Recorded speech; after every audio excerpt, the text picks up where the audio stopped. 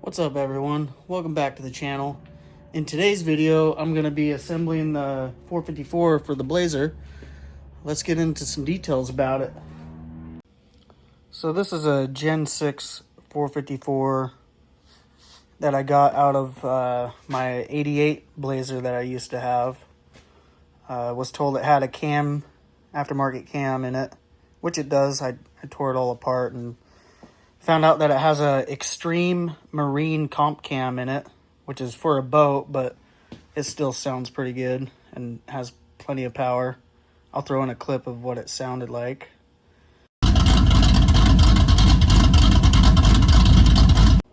Anyways, it's a 4-bolt main roller block, as you can see by the lifter valley right there.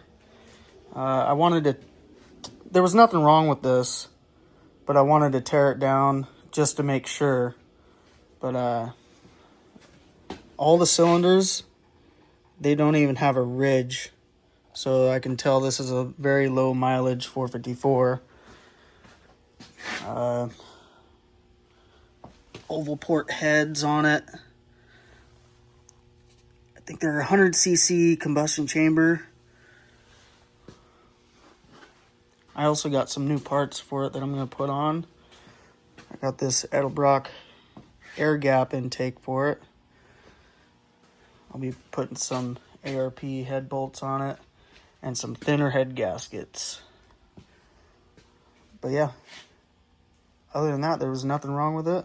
We're going to be assembling it and paint it. Stay tuned. So before you put the gaskets and the heads on, you want to make sure this surface and the head surface is extremely clean. Don't use brake clean. I would use rubbing alcohol because it doesn't leave a residue. Very crucial. And then for the head bolts, it says to use their thread sealer, but I don't have any of that. But I do have this stuff, which I use at work all the time. It works pretty good. But you want to be careful. Don't put too much. Otherwise, when you torque them down, it'll protrude and get into the gasket. So you got to be very careful with that.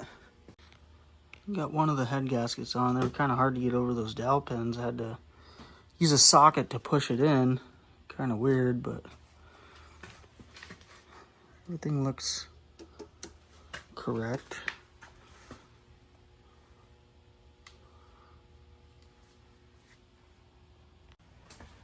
I just realized when I picked this up that I have to change the valve seals because that was the only thing that was bad on it. So I guess I'm gonna show you guys how to do that too. Alright, so they make a few tools to do this. Here's one of the cheaper ones, which I'm gonna have to use. I have this one too, but I don't feel like using that big thing. And then I have this one, but it won't work for a big block because the springs are way too far apart. This is for like a LS or a small block. But yeah, I'm gonna have to use this one. You just set it on there, clamp the spring, and then tighten it down.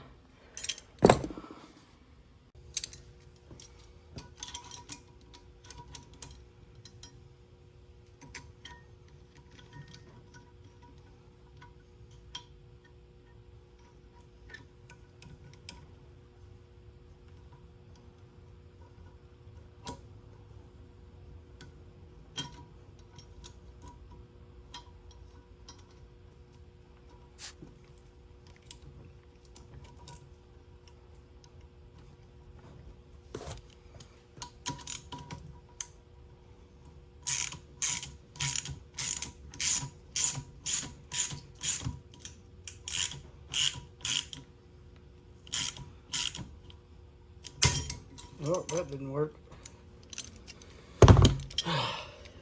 Yeah, this thing's super cheesy. Let's try that again. That feels better.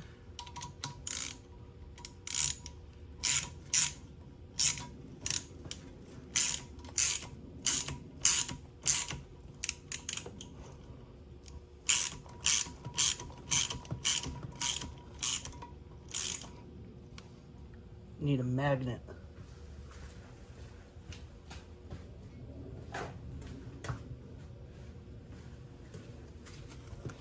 Get the keepers out.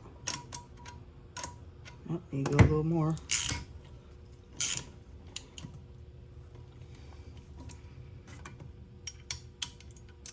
There's one.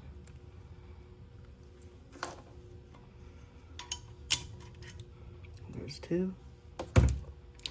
We can pull that off like that. Might as well just leave it like that. Oh yeah, the baby's cracked.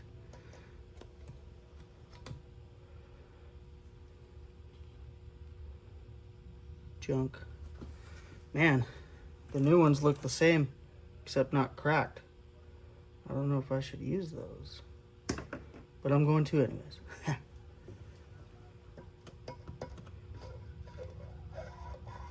It feels good.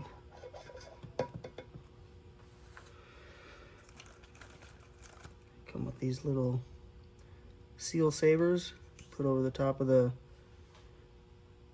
valve stem.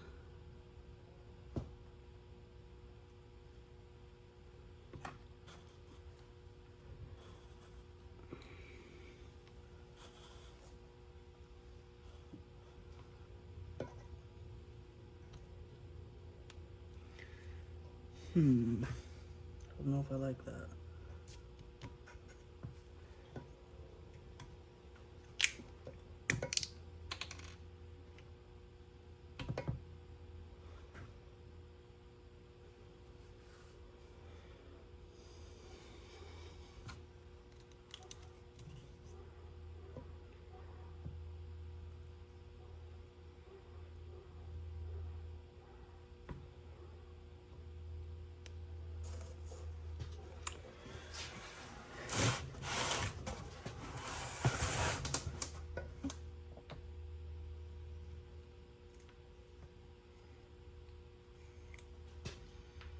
I think that's it.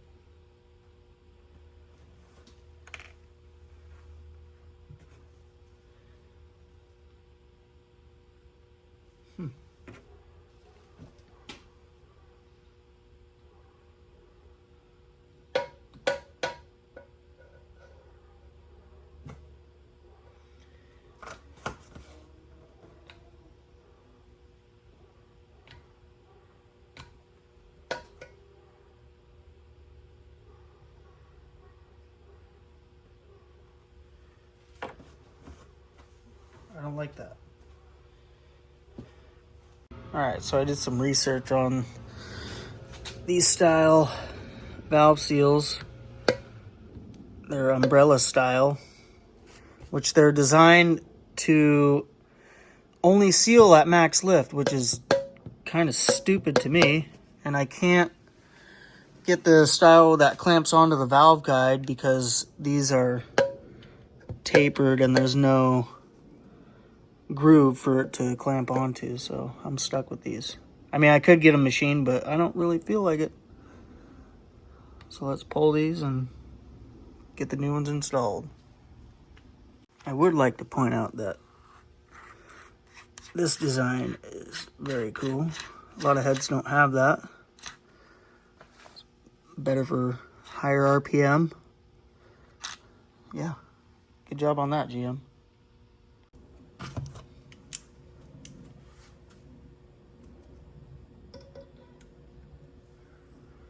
All right, these things are tapered, so you want the thinner side down.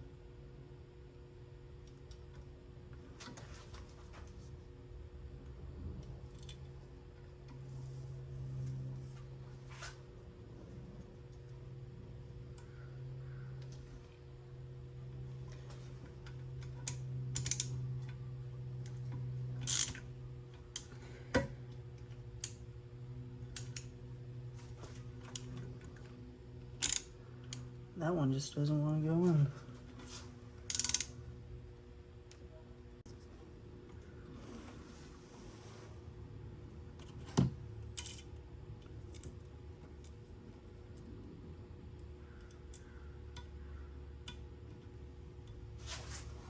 All right, there's one. There's two. think I have the spring too compressed. That's why I couldn't get it in. It was falling in past the groove.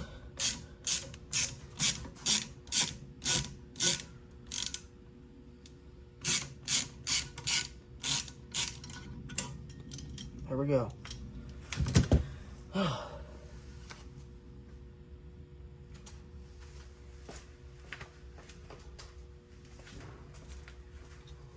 Take a hammer, just kind of tap it. Make sure it's seated all the way. And that's how you do it. 15 more to go. Alright, let's put this bad boy on. These things are heavy, by the way.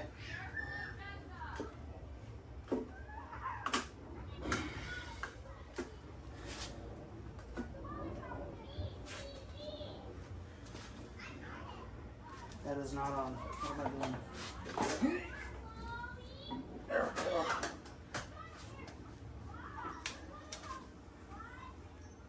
That looks better.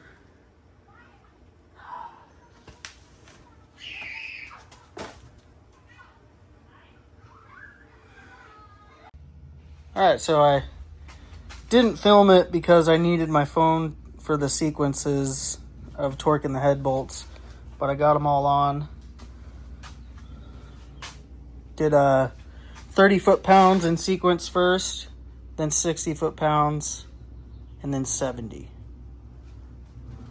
But yeah, we'll throw the intake manifold on next and go from there. Good old little dark RPM air gap. Crazy Nate showed up. Yep. Can't go wrong. Dual plane? Mm-hmm. Yeah. All the torques in the world. Just got the rocker arms on.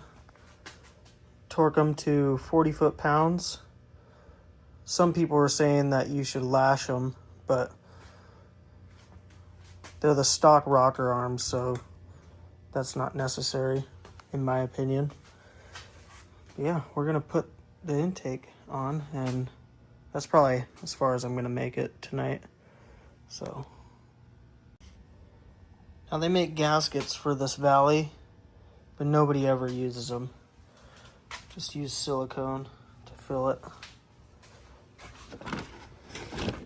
I don't even know if they're in it. Yep, there they are.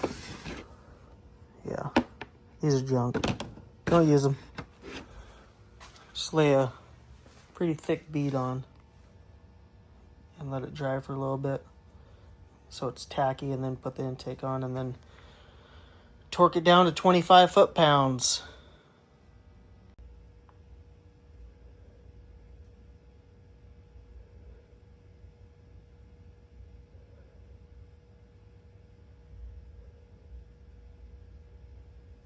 That's how we do it.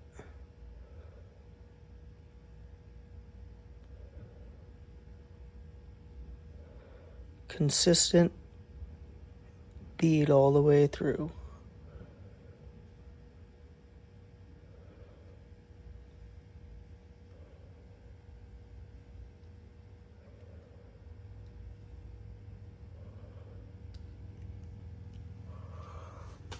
Put a little more right there. Do the same with the back. Alright, it's been drying for a little bit. Time to put this bad boy on.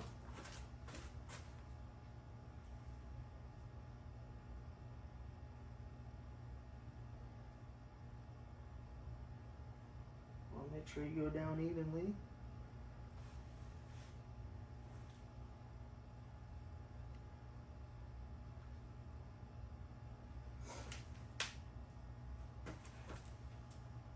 Looks pretty good.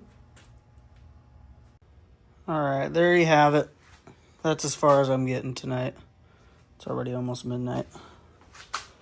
Looking pretty good. Probably next time you guys see this, it's going to be painted and all dressed up, ready to drop in. Thanks for watching.